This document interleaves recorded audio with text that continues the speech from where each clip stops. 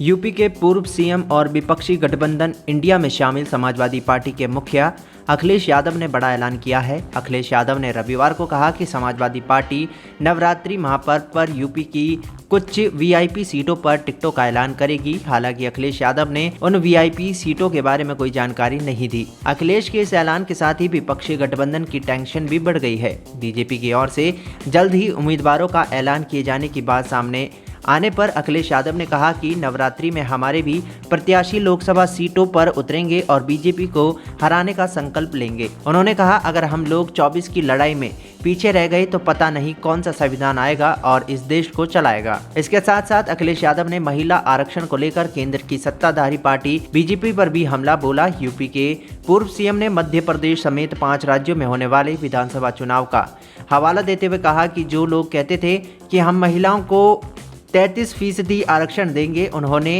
MP में कितनी सीटों पर महिला उम्मीदवारों को उतारा है। अखिलेश यादव ने बीजेपी पर हमला बोलते हुए कहा, जो महिलाओं के लिए कानून लाए हैं वो कम से कम जहां चुनाव हो रहे हैं वहां पर तो दिखाएं कि महिलाओं के लिए वो कितना आरक्षण दे रहे हैं।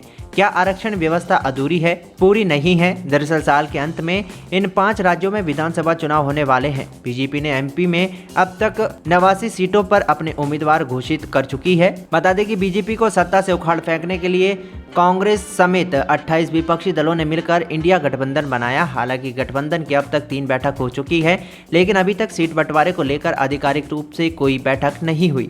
इसके बाद भी अखिलेश यादव की ओर से कुछ वीआईपी सीटों पर उम्मीदवारी का ऐलान करने की बात विपक्ष की कई पार्टियों की नींद उड़ा सकती है।